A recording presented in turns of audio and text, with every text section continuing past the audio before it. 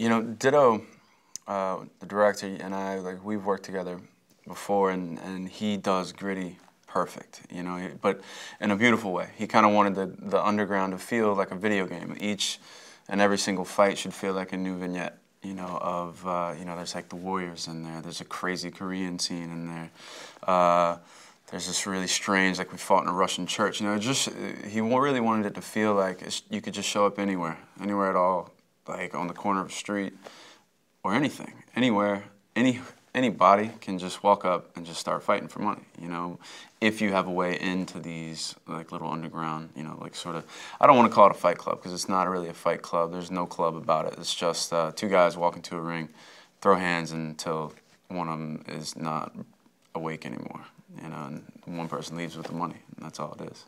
It's really just simple and clean, or dirty, you know, if you'd rather call it that. The first fight was a traditional boxer, and then, you know, that was Yuri, and he is a real he's gonna be going, I think he's gone pro.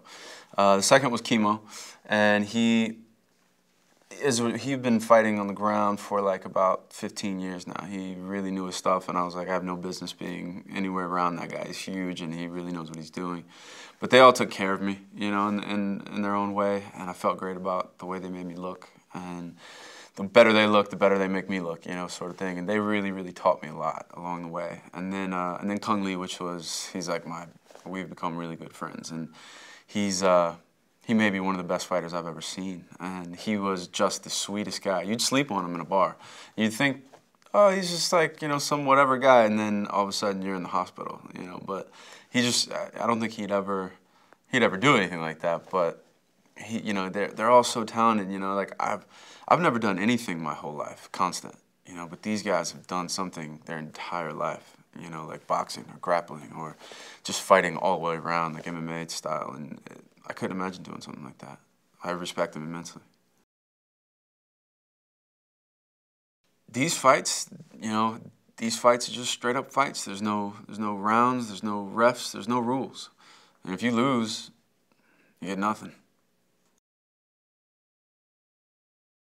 I think it's foreign. I think throwing a fight is foreign for anybody, you know, that has a healthy ego. You know, I don't know if I could. I don't think I could get into a ring no matter how much money it was, because I'm like, I can go make money, you know, in the world without getting my head beat in. You know, that's not fun and doesn't do great things for you. It'll always live with you that you gave up, you know, and I think that's probably a lot worse than losing and trying and really be like, oh, all right, I got beat. The guy was just better.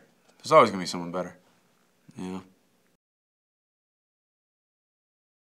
That's exactly how I broke my nose in the movie. Like during the Russian fight, the beginning part is I take a swing at him and he slips it and then just comes at me, and I was just supposed to like back up and just try to protect my head. And as soon as I hit the crowd, this was like the fourth take or something, the crowd pushes me back out into him and just right into one of his punches, and it just like I was like, whoa, not feeling good about that.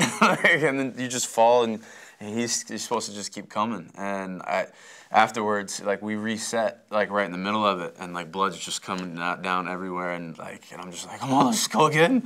And like I don't even know who's who or what's what, but you know, getting hit by a professional fighter, I can say that I've done now and survived it. And it was crazy but fun.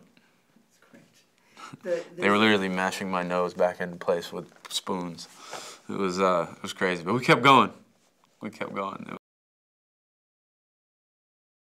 You know, that you can look at her and she's so beautiful and she's so stunning of a person to look at, but there's something going on inside that's sort of insecure and really innocent about her, and it's really, really beautiful to watch her act. And I think that's what really came through in our relationship. There was just two people that were guarded, but that really just wanted to be taken care of, you know. But in that, they're thrust into this really dangerous world, and I think that probably makes Sean fight a little harder, you know, and that, you know, he wants to feel like he can take care of something other than himself. I think that's why in the movie he tries to, you know, give her money or whatever, and because she doesn't maybe have enough, and I don't know. I think it's a really sweet part of the movie for me. I didn't know going into the movie that that part was really gonna pop. I was like, oh, it's just a fighting movie. And then when we got there, that's what Did was really amazing at, is really bringing those relationships up. And I don't know. I think it's done pretty well. So it's not just a fight movie, ladies. You're not just gonna go watch people beat each other up. Promise there's love story.